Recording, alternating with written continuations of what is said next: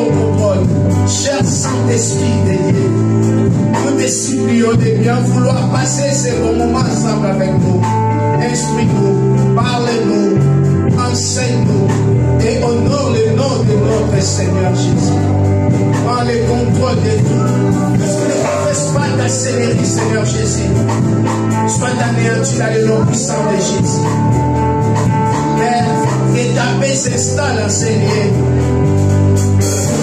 Que la puissance du Dieu très haut opère dans le nom puissant de Jésus que nous avons ainsi prié. Amen. Amen. Amen. Est-ce que quelqu'un qui peut acclamer pour le Seigneur? Le Seigneur t'a fait grâce. Le Seigneur t'a donné l'esprit. Le Seigneur t'a donné l'esprit.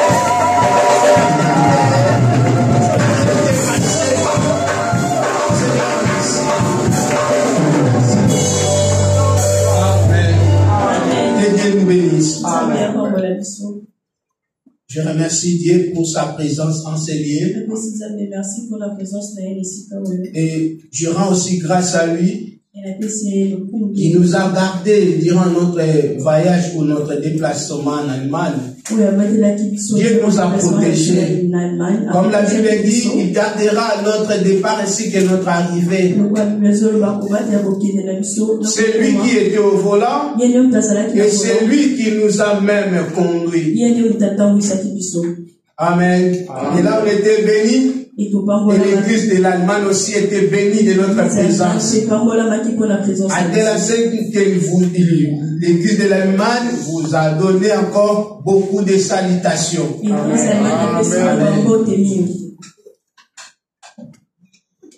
Je suis ici devant vous juste pour répondre à une invitation que la jeunesse m'a donnée pour aujourd'hui.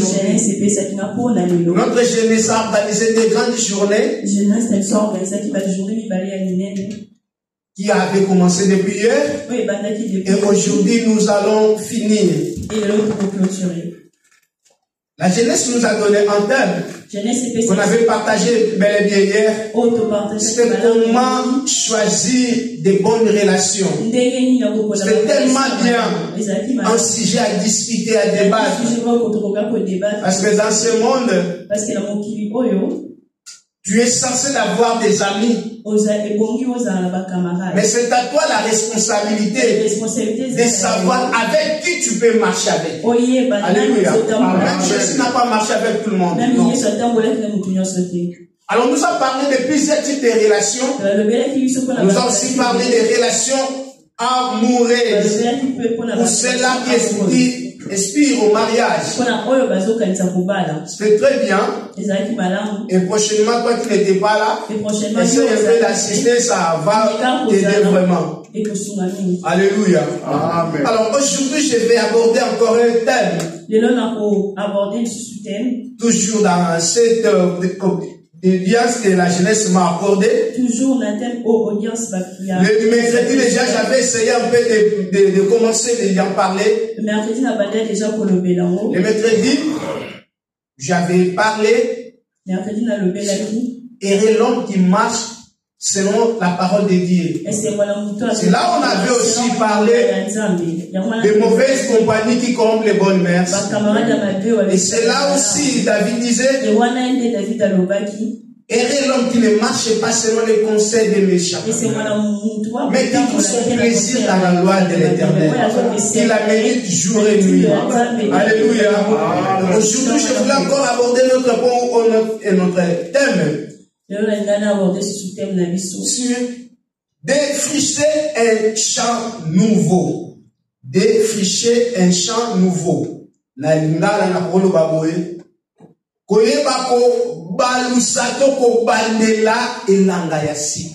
Alléluia. Amen. C'est quoi un champ ou les champs? Non. Voilà. C'est une étendue de terre pour cultiver C'est les lieux où on fait le jardin. Mais vous allez voir dans le livre de Osée dont nous allons lire comme notre premier texte du jour, Osée chapitre 10, verset 12. Tenons-nous debout avec beaucoup de respect afin d'honorer la parole de Dieu.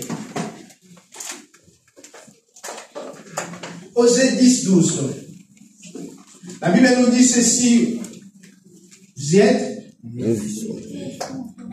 Semez selon la justice, moissonnez selon la miséricorde.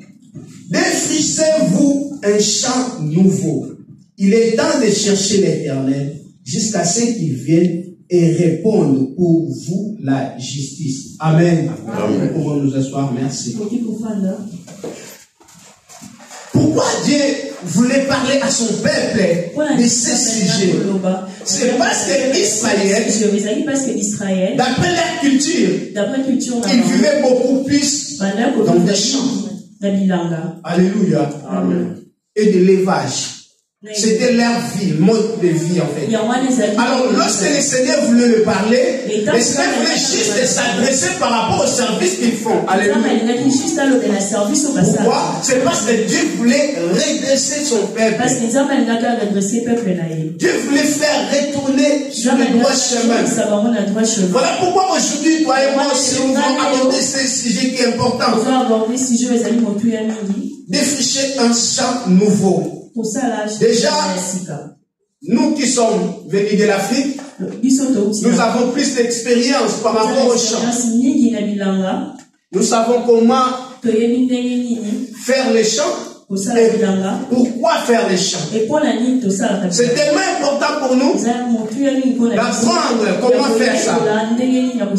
Alors, défricher, c'est faire d'abord la destruction volontaire de l'état boisé des terrains afin de faire un nouveau champ. Alléluia. Défricher, cela veut dire détruire.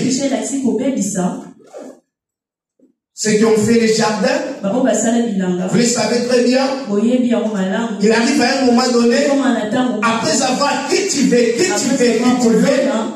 le sol a besoin de vivre. Alléluia. Pour que ça donne de bonnes semences, il te faut encore le refaire. C'est-à-dire détruire tout ce qui est là pour le refaire. Amen.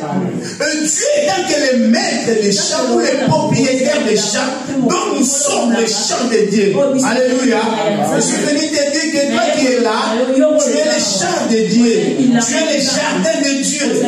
Et c'est le Dieu qui est le propriétaire. Tu n'es pas le propriétaire de ta vie. Tu n'es pas le maître de ta vie. Il y a quelqu'un qui est le propriétaire de ça. Voilà pourquoi la Bible dit ceci. Ne savez-vous pas que vous êtes le temple de Dieu et que l'Esprit de Dieu habite en vous? Si quelqu'un détruit ce temple, Dieu le fera quoi? Le détruira. C'est-à-dire, si toi-même tu détruis ce corps, sache pas que Dieu te détruira. Parce que tu n'es pas le propriétaire de ton corps. Tu vis sur la terre et tu dois savoir que tu es venu ici pour une mission. À la fin, tu rendras compte à ton maître. C'est ce que nous oublions aujourd'hui. Défricher, c'est détruire d'abord. Afin de recommencer. Dieu veut qu'un bon chrétien puisse d'abord regarder en soi. Travailler sa vie, comprenez sa marche avec Dieu. Aujourd'hui, nous avons des sérieux problèmes. Nous avons des sérieux problèmes dans ce monde. Dieu nous a envoyés sur terre. Nous sommes venus sur terre. Nous avons contemplé la beauté de ce monde. Et nous avons dit, Seigneur, il est bon de nous faire rester ici. Parce que nous avons trouvé cette terre tellement belle. Oh, Dieu sait que ce monde est réservé pour être détruit plus tard. C'est ça que les enfants de Dieu oublient. Nous avons hérité des belles choses, des voitures, des maisons, du travail. Et nous avons oublié l'objectif principal dont Dieu a créé ce monde. Ce monde a été créé pour être détruit un jour. Est-ce que tu te rends compte de ça? Est-ce que tu le sais? Bien aimé, Dieu nous appelle à détruire d'abord ce qui est en nous, le mal qui est en nous. C'est-à-dire d'abandonner les péchés et de changer la direction. Aujourd'hui, les enfants de Dieu oublient leur identité. Le péché est devenu quelque chose de léger. On n'a pas vraiment les dangers du péché. Nous vivons comme si le péché est devenu notre ami fidèle. Le péché est devenu une monnaie courante. Je peux faire ça. Je ne sens pas la culpabilité. Les choses changent. Les gens ne regardent plus, même si c'est comme un péché. Mais au contraire, le péché d'aujourd'hui est justifié. Quelqu'un a péché, il commence à justifier. Vous ne savez pas que la chair est faible. La chair est faible, c'est bien. Mais n'oubliez pas qu'il y a un esprit de Dieu qui est bien disposé. L'esprit de Dieu est là pour convaincre les péchés. L'esprit de Dieu est là pour nous orienter. L'esprit de Dieu est là pour te dire attention. Il y a un danger devant toi. Aujourd'hui, les gens ont abandonné les Saint-Esprit pour s'engager plus dans la vie de la chair. Cette chair est réservée pour le feu, je peux dire. À tel point que même au ciel, nous n'irons pas vers cette chair.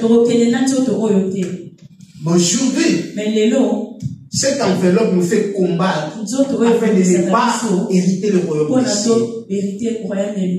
Notre Dieu est saint. Il nous a créés afin de vivre une vie éternelle. La Bible dit ceci. Comme il est réservé aux hommes. 27, 9. Comme il est réservé aux hommes de mourir une seule fois. Après quoi vient le jugement. Est-ce que nous croyons vraiment qu'il y a un jugement? Est-ce que dans nos têtes, nous les savons qu'après la mort, il y a encore une autre vie? Les gens croient que si je meurs aujourd'hui, c'est fini. Comme on dit, mangeons, vivons, car demain nous mourrons. Mais après la mort, il y a encore une autre vie.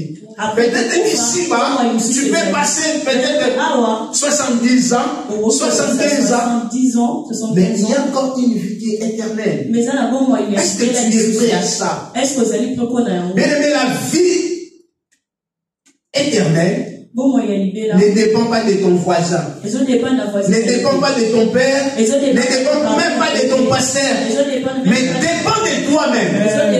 Dépend de toi-même. La parole de Dieu dit ceci. Nous allons rendre compte devant Dieu. Dieu nous connaît tellement bien. Dieu nous connaît tellement bien. Tu n'as aucun endroit où tu peux cacher que Dieu ne te voit pas. Il te connaît très bien. Aujourd'hui, il est ton avocat. Jésus-Christ est ton avocat.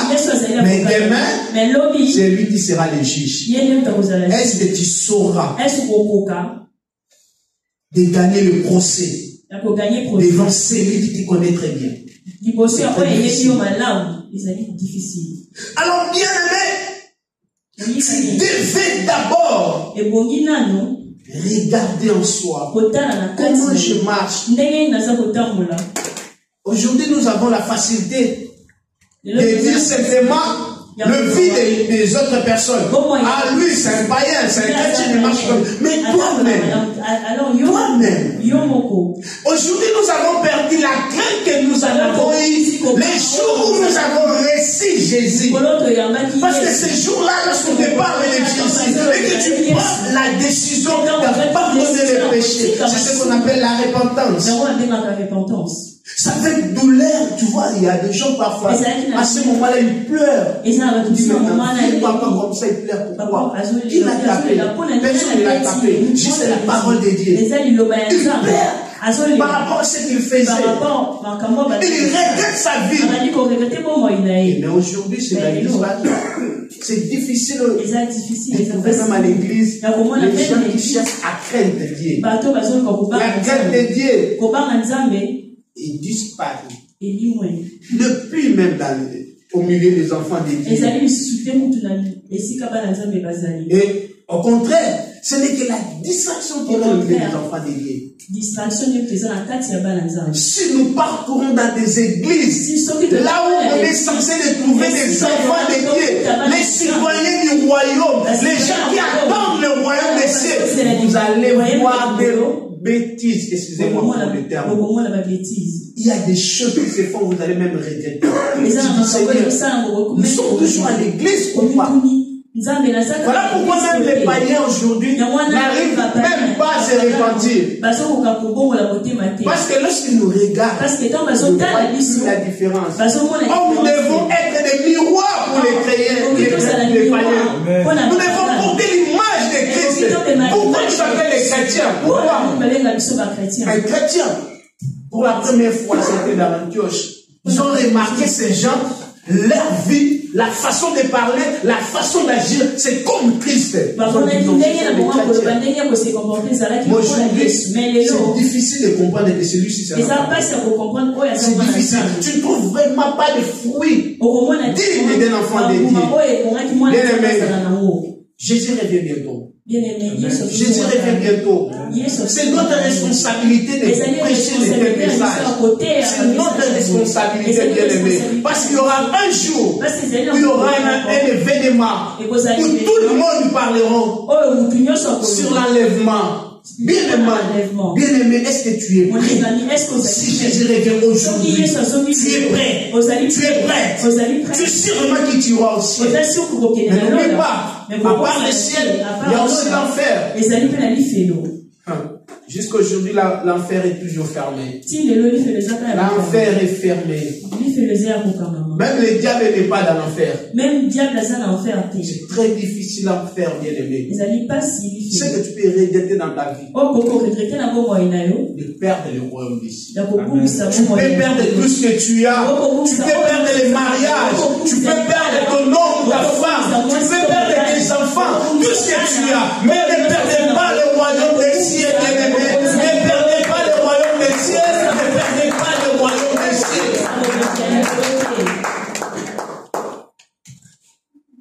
C'est très dangereux pour aujourd'hui. C'est difficile, surtout dans des pays tels que nous sommes ici en Europe. Parfois, c'est difficile de prêcher de tels messages. Pourquoi? Parce que parfois, on a peur des fidèles. Parfois aussi, on voit, vous savez, les réalités sont différentes. Bien aimé, on peut tout vous donner. Prêchez tout. Mais si vous ne prêchez pas la repentance, c'est très dangereux. C'est très dangereux, je vous le dis. C'est très dangereux. Aujourd'hui, pendant que nous sommes ici, il y a aussi ceux-là qui meurent. Laissez ce monde. Et c'est fini, vous ne le verrez plus jamais. Mais après leur mort, il y a toute notre vie. Mais cette vie-là, on le prépare maintenant. C'est pourquoi la Bible dit ceci. Si vous attendez la voix de Dieu aujourd'hui, n'agissez pas votre cœur. Tu es là, tu connais ta vie. Je ne suis pas un juge, mais je suis juste un canal par lequel Dieu agit. Si je ne vous prêche pas ce message, si l'église ne vous prêche pas ça, nous aussi nous serons jugés, sévèrement jugés. Admettons que tu es ici à l'église et un jour l'enlèvement a eu lieu et maintenant tu es resté parce que le monde va continuer. Le monde va continuer. Il y aura encore la vie. Mais attention, cette vie-là ne sera pas pareille de celle qu'on vit aujourd'hui. Alléluia. Parce qu'à un moment donné, il y aura la paix. Mais après la paix, il y aura aussi la tribulation. C'est très difficile, bien aimé. Si je rate le premier enlèvement, je ne sais pas si je saurai, mais je ne crois pas. Je me connais très bien. Je ne crois pas. C'est pourquoi je me préserve de ne pas rater les premières. Parce qu'après le retour de Christ, si tu veux sauver ta vie, tu le sauveras toi-même. Aujourd'hui, au travers du Saint-Esprit, nous arrivons à comprendre les péchés, nous allons arriver à comprendre c'est quoi la voie de Dieu. Mais à ce temps-là, tu le feras par tes efforts. Bien aimé, j'aimerais te dire que notre Dieu, ce n'est pas un Dieu de mélange. Ce n'est pas un Dieu de mélange. Tantôt je suis dans le monde, tantôt je suis pour dire ou à Dieu. Non, Dieu n'est pas un Dieu de mélange. Tantôt tu es chaud, à un moment donné tu es froid. Tantôt je suis à l'église, tantôt je suis dans des boîtes, dans des bars. Bien aimé, un enfant de Dieu n'a pas de maître. Il n'y a qu'un seul maître. La Bible dit que tu n'auras pas de maître. Car tu haïras un et tu aimeras l'autre. La vie chrétienne a ses instructions. Tu n'es pas le maître de ta vie, de les juger ou de la mener partout où tu veux. Non. Il y a quelqu'un qui te contrôle. Personne ne sait le lendemain. Peut-être que tu es vivant aujourd'hui. Tu le sais après la fin de ce guide. Qui pourrait nous quitter? Personne. Dieu seul sait.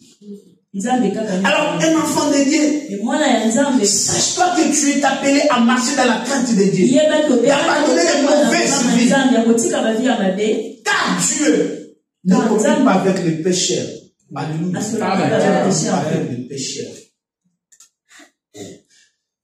Dans Jérémie chapitre 17, verset 4, nous dit ceci. Dans Jérémie 17. Par ta faute, tu perdras ton héritage. Par tes péchés, par ton comportement, par ton caractère, par tes habitudes, tu perdras le royaume de ciel. Parce qu'aujourd'hui, il y a d'autres personnes qui prêchent que si tu as déjà reçu Jésus, c'est fini, tu ne perdras pas les salis. Je te l'ai dit, c'est faux. Tu perdras les salis si tu abandonnes la foi. Il ne faut pas écouter tout le monde. C'est ça le mal de l'éternel. Quand quelqu'un a déjà reçu les salis, déjà je ne perdrai jamais les salis. Si tel est le cas, alors laisse-moi pécher. Parce que je ne perdrai jamais ce que j'ai gagné.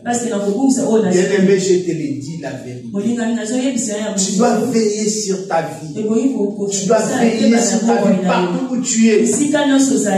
Partout où tu passes, tu dois vraiment veiller. Ne laissez pas emporter par des vaines gloires.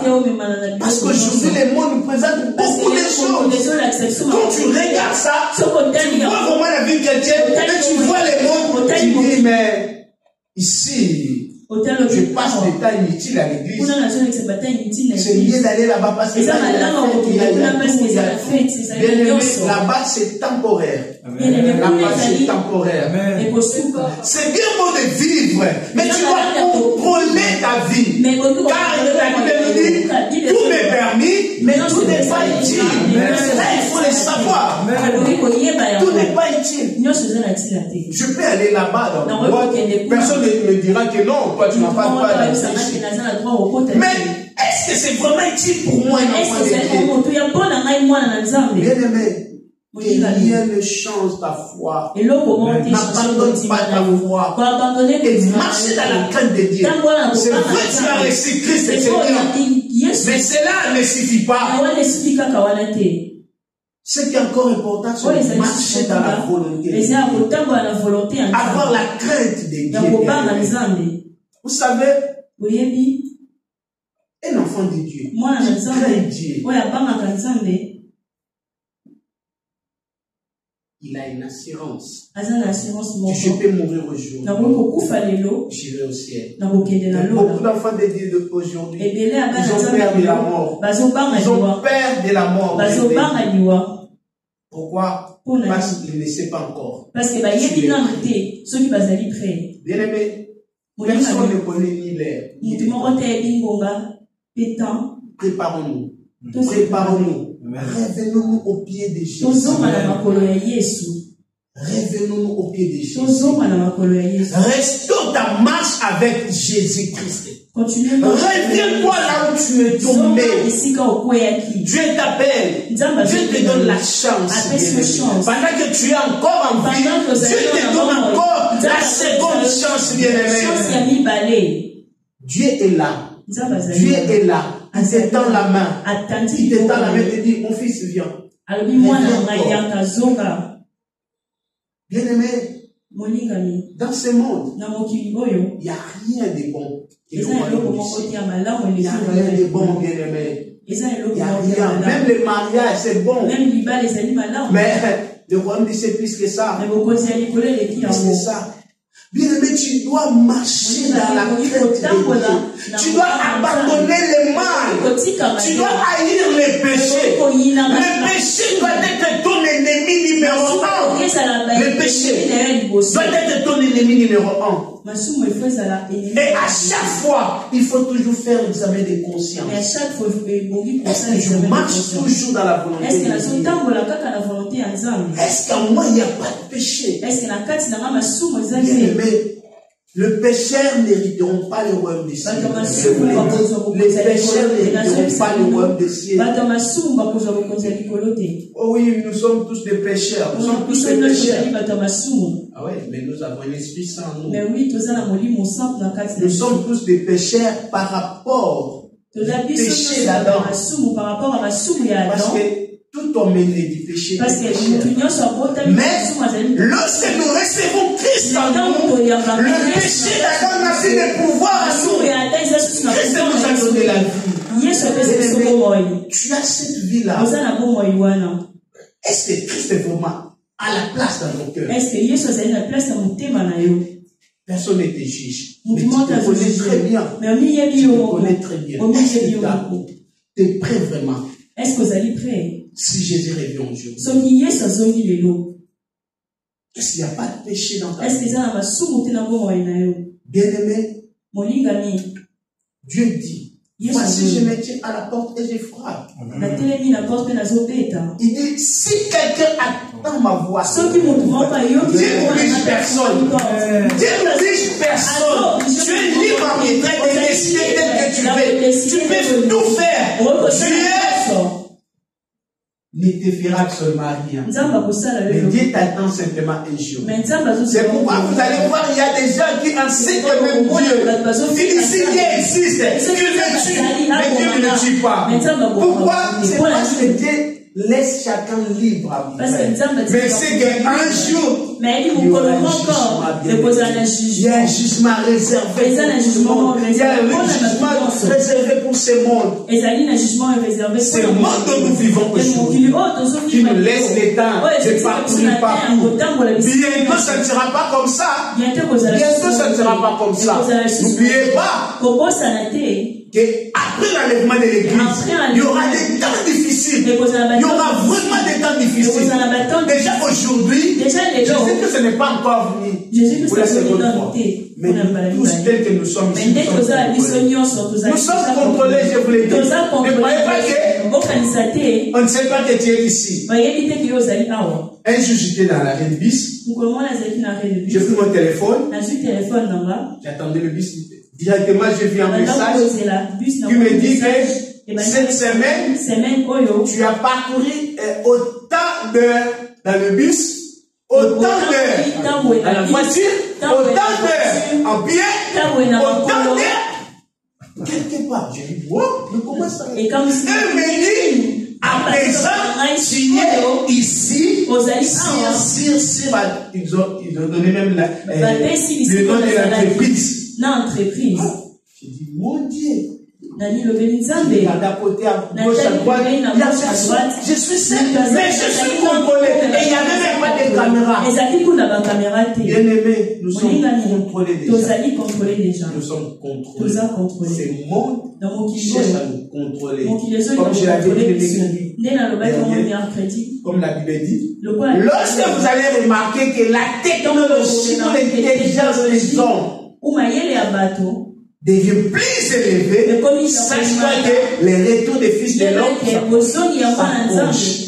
Aujourd'hui, le niveau où la technologie a avancé, vous n'aurez pas d'idée. Vous n'aurez pas d'idée. Aujourd'hui, il y a des gens qui payent même les tickets de décès par le téléphone. Et je vis à l'États-Unis, juste de poser le front dans un endroit, dans une caisse. Tu n'as même pas besoin de marcher avec ta carte. Et à ce temps-là, tu n'auras pas l'occasion d'acheter si tu n'as pas la marque des bêtes. La marque des bêtes est vraie. Est vrai. Il ne faut pas douter à ça. Il ne faut jamais douter à ça. Si la Bible en parle, c'est vrai. Mais pour l'instant, l'Antéchrist n'a pas encore commencé d'agir. Le jour où le Seigneur nous fera grâce, où le Seigneur nous donnera notre thème, comme dans cette année nous avons notre thème principal, mais les années qui viendront, peut-être nous pouvons aussi parler du retour de Christ, le jugement dernier, l'enlèvement. C'est très important. C'est très important d'y en parler afin de nous redresser encore. Bien aimé, tu vis aujourd'hui, il faut penser aussi de ton lendemain. Il faut penser aussi de tes enfants. Est-ce que tu sais que tes enfants un jour iront au ciel? Est-ce que tu sais vraiment que toi tu iras au ciel? Parce que l'enfer existe. Ça sera difficile pour des enfants de Dieu qui viennent à l'église. Ce sont eux qui diront, Seigneur, Seigneur, chaque fois que j'étais à l'église, je prêchais, j'évangélisais, je faisais tout. Ces versets, ça me fait mal. Ça me fait pas. Jésus dira que je t'ai jamais connu. Je t'ai jamais connu. Donc pendant tout ce temps que tu viens à l'église, tu chantes quand tu vois que tu fais la volonté de Dieu. Mais Jésus te dira, je t'ai jamais connu. Et faites attention. Faites attention. L'air est grave. L'air est grave. Déjà, il y a des signaux partout. Vous voyez, il y a des guerres par-ci, par-là. Ce sont des signes que la Bible nous en parle. Il y a des séismes partout. Et les gens sont devenus plus mauvais. Qu'est-ce que vous voulez encore que la Bible nous parle? Qu'est-ce que vous voulez encore?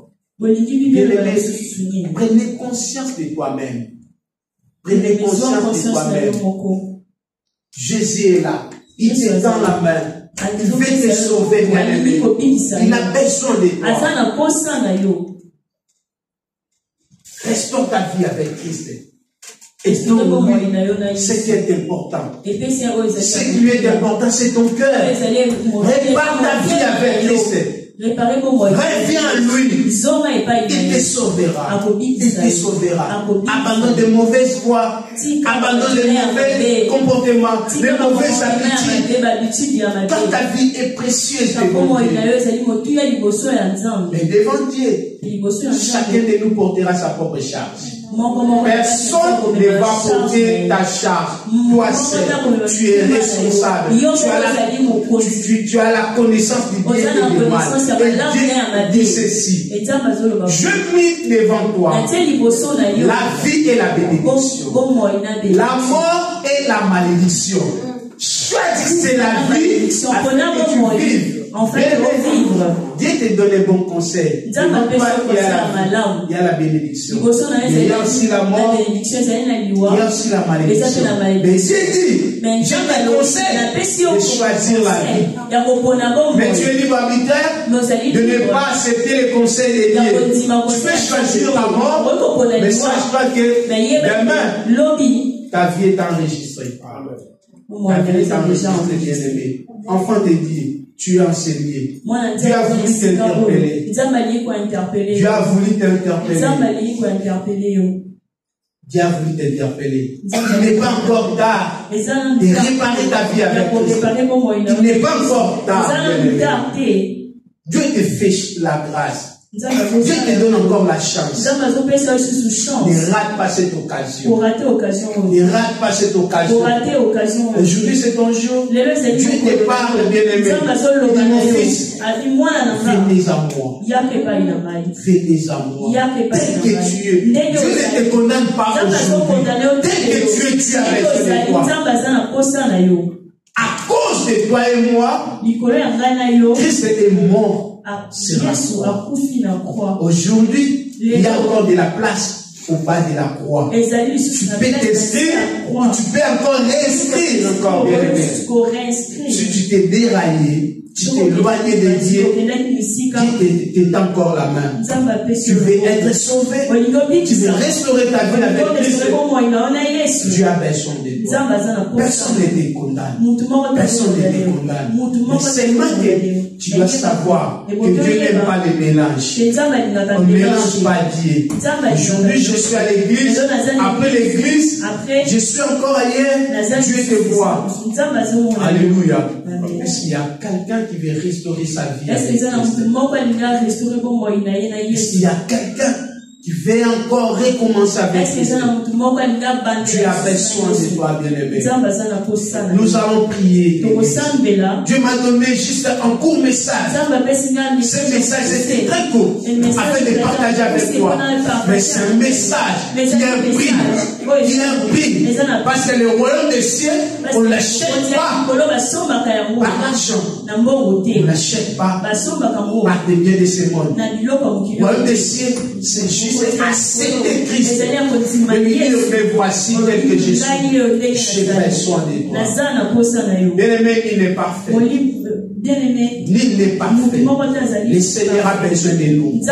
Nous allons nous tenir debout devant Seigneur. Si tu as attendu la voix de Dieu, la voix de Dieu ne te juge pas. Mais la voix de Dieu voulait juste te redresser.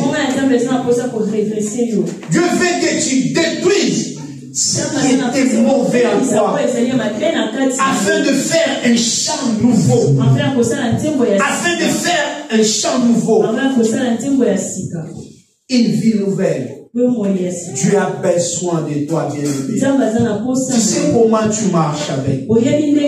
Personne ne te condamne. Mais seulement que tu devais prendre une décision ferme. C'est aujourd'hui de prendre cette belle décision. Cette décision que tu la prends, tu ne les regretteras plus jamais. Pour gagner le royaume des cieux, il y a un prix à payer. Christ a payé ses prix pour toi. Et il t'appelle aujourd'hui.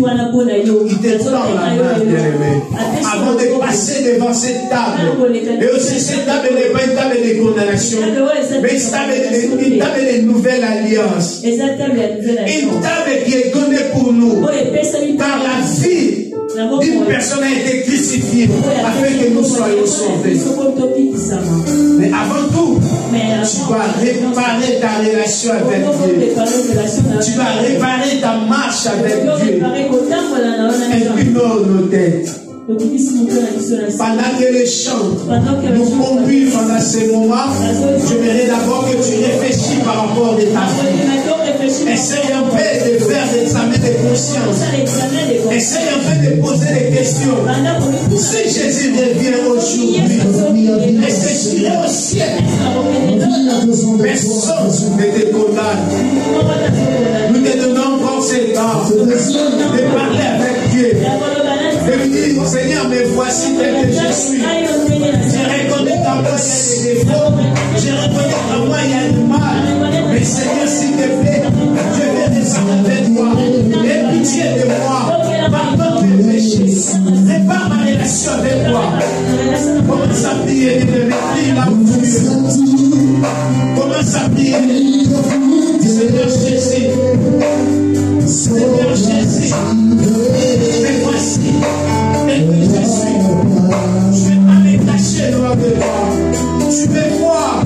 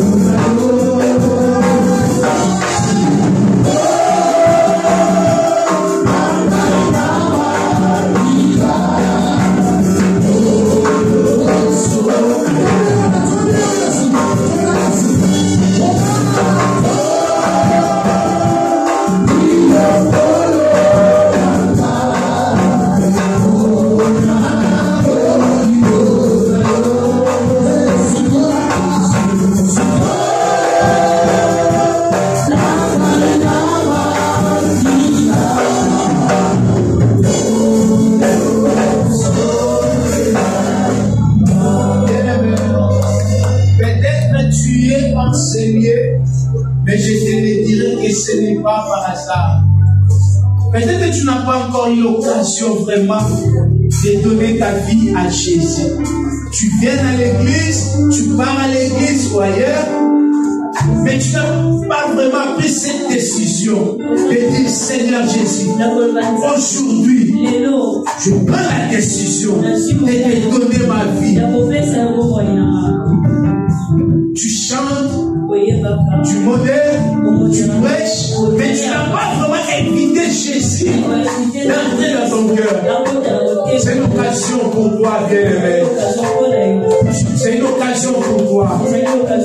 Jésus, c'est Dieu devant ta porte.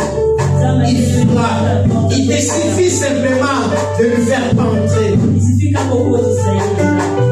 Si tu es là, tu n'as jamais invité Jésus dans ta vie.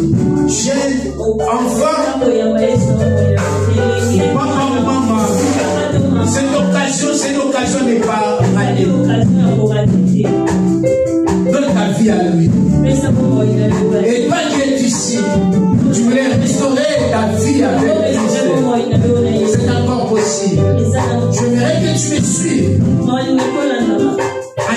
prière, là où tu es, c'est toi qui le fais. Je te fais juste te guider, mais c'est toi l'auteur de cette prière. J'aimerais que tu le fasses avec moi. Dis avec moi, Seigneur Jésus, je viens à toi. Je réalise que malgré mes efforts, mais cela ne peut jamais sauver ma vie. Je reconnais que je suis pécheur. Je viens à toi. Sauve ma vie. J'abandonne la vie de péché. Et je prends la décision de décider d'entrer dans mon cœur. Viens. Entre dans mon cœur. Je te reçois comme Seigneur et Sauveur. Guide ma vie. Contrôle ma vie. J'abandonne les péchés. J'abandonne les haines. J'abandonne tout ce qui est mal. Je prends la décision de te suivre. Aujourd'hui, je vais devenir ton enfant tel que je suis. Sauve-moi. Que le sang de Jésus lave mes péchés. Lave mes péchés. Et me donne la bonne direction. Merci Seigneur Jésus de m'avoir sauvé, d'avoir restauré ma relation avec moi. Marche maintenant avec moi et conduis mes pas dans ton sentier. Cher Saint-Esprit de Dieu, donne-moi la force de marcher avec Dieu. Reste calme maintenant, je vais prier. Père de gloire, conformément à ta parole que tu as dit, que si quelqu'un est en Christ, il est devenu une nouvelle créature. Les choses anciennes sont passées, voici toutes choses sont devenues nouvelles. Père de gloire, pour ceux-là qui t'ont invité pour la première fois de leur vie, entre dans leur vie, ne marche pas avec eux. Et encore pour d'autres personnes qui ont restauré les relations avec moi, je t'en supplie, Dieu de gloire, de les enseigner encore la foi de Dieu. Saint-Esprit, que ton sang nous couvre et nous épargne contre tout le mal que l'ennemi peut placer devant nous. Merci pour ce guide, Seigneur. Merci pour ces messages. Merci de nous avoir encore accueillis dans le nom puissant de Jésus. Amen. Est-ce qu'on peut acclamer?